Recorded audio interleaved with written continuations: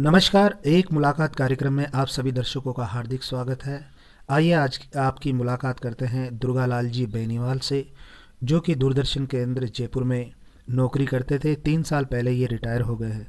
दुर्गालाल जी, आपका हमारे स्टूडियो में आपका हार्दिक स्वागत है। हमारा कार्यक्रम एक मुलाकात के दौरान आपसे चर्चा कर रहे हैं। सबसे पहले मैं आपसे जो आपका परिचय जानना चाहूँगा, अपना परिचय दीजिए।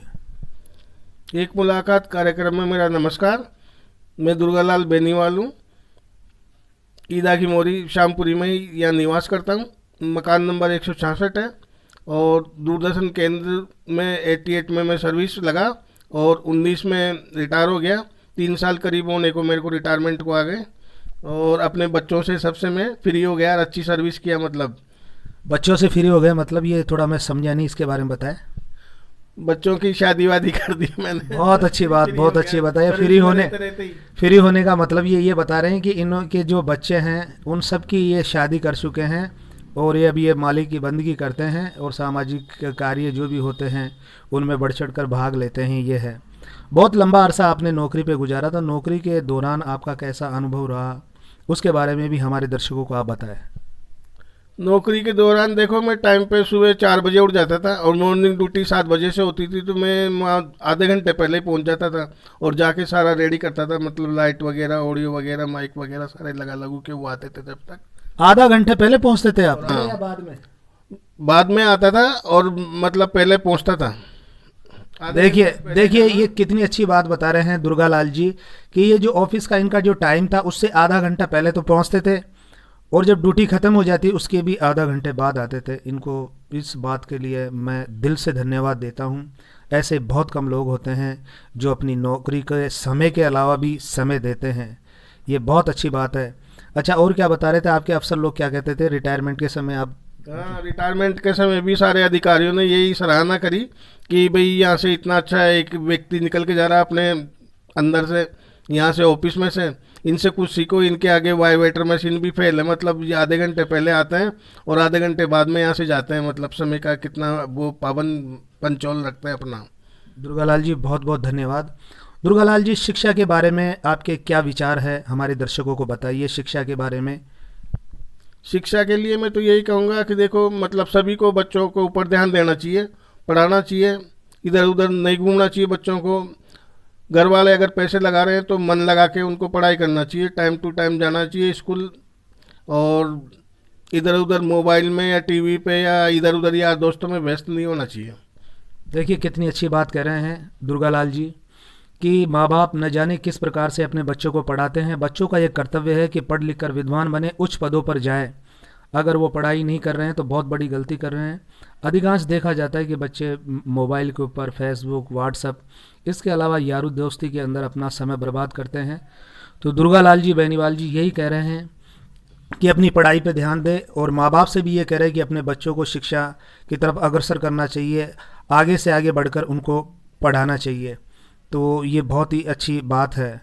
अच्छा दुर्गालाल जी, मैं अब आपसे कुछ सामाजिक स्तर की बात भी करना चाहता हूँ कि समाज में हम लोगों को कैसे रहना चाहिए, उसके बारे में भी अपने विचार बताएं। समाज में यह है कि देखो, मतलब सबसे मिलजुल के रहना चाहिए, हैं? बोलचाल का थोड़ा ज्ञान रखना चाहिए कि मैं किसको कैसे बोलूं। आस पड़ोस में साफ सफाई रखनी चाहिए अपने। देखिए कितनी अच्छी बात बता रहे हैं दुर्गालाल जी बेनीवाल की सफाई का भी ध्यान रखना चाहिए और किससे किस तरीके से हमें बात करनी चाहिए, बोलचाल का भी हमें ध्यान रखना चाहिए। इसके अलावा प्यार प्रेम से रहना चाहिए। तो ये इनके ये सामाजिक विचार है जो बहुत ही अच्छे और बहुत ही सराहनीय है। बहुत से लोग होते हैं जिन्हें बोलने का सलीका नहीं होता है। इसके अलावा जहाँ रहते हैं वहाँ गंदगी भी रखते हैं, गंदगी नहीं रखनी चाहिए, स्वच्छ अभियान रखना चाहिए। वैसे भी अभी देश के अंदर कोरोना नाम की, पूरी दुनिया के अंदर ही है कोरोना नाम की बीमारी, तो हमें जितनी सफाई रखेंगे उतनी ही हमें फ़ायदा रहेगा। अच्छा दुर्गालाल जी, मैं अब आपसे ये भी जानना चाहूँगा कि अभी कोरोना का प्रभाव देश के अंदर है, पूरी दुनिया के अंदर ही है, तो कोरोना को लेकर आप क्या संदेश देना चाहते हैं कि किस प्रकार से रहना चाहिए, उसके बारे में बताएं।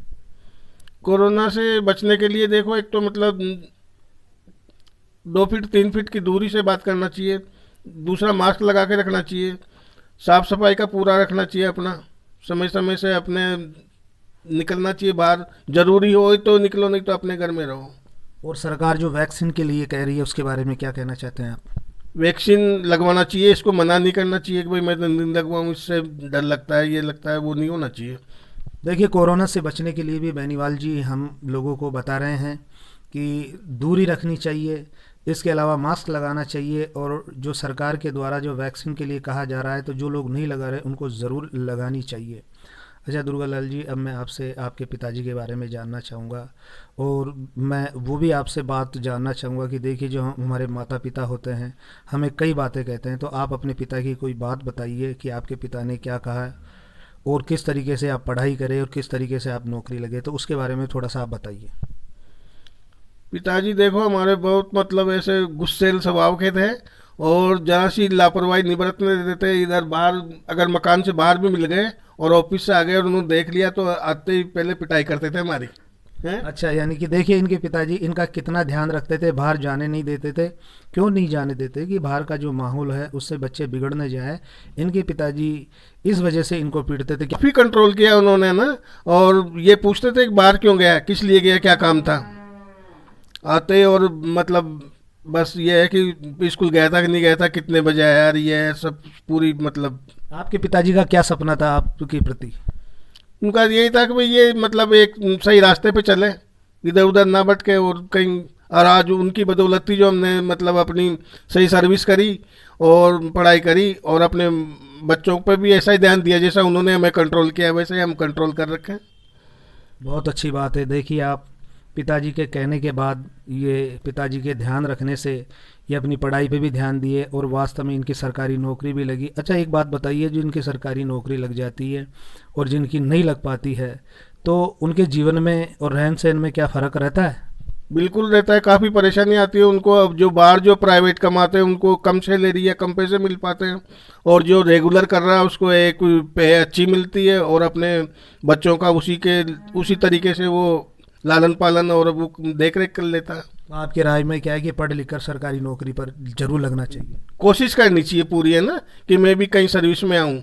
अगर सर्विस नहीं भी लगती है तो काफ़ी मतलब पढ़ने लिखने से तो उठने बैठने की, बोलचाल की सारी सभ्यता तो हो ही जाती है आदमी को। अच्छा दुर्गालाल जी, मैं अब आपसे, बाबा साहब भीमराव अंबेडकर है जिन्होंने हमें इतना सब कुछ दिया है, अगर हम किसी सर्विस में हैं तो बाबा साहब की बदौलत ही है। आज राजनीति के अंदर भी जो है तो बाबा साहब की बदौलत है। तो बाबा साहब के बारे में आपके क्या विचार है वो भी बताइए। उनके लिए नमन करता हूँ, और उनके विचारों के ऊपर ही आदमी को चलना चाहिए।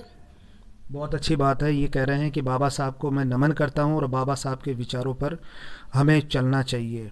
तो ये थे श्रीमान दुर्गालाल जी बेनीवाल, जिनसे मैंने मुलाकात कराई है। इसी प्रकार से मैं और लोगों से भी मुलाकात कराता रहूँगा। आज की मुलाकात में बस इतना ही कुछ, आगे फिर मिलेंगे। मैं इनके भविष्य के लिए, उज्जवल भविष्य के लिए परमपिता परमेश्वर से कामना करता हूँ कि ये इसी तरीके से हंसते मुस्कुराते हुए रहे, और जो इनका जीवन है इसी प्रकार से लोगों को मार्गदर्शन करते हुए इनका गुजरे। इनको मैं मेरी तरफ से शुभकामना देता हूँ। इसी शुभकामना के साथ मैं पत्रकार ब्रजेश कुमार नावरिया, दिल्ली क्राइम न्यूज़, जयपुर से।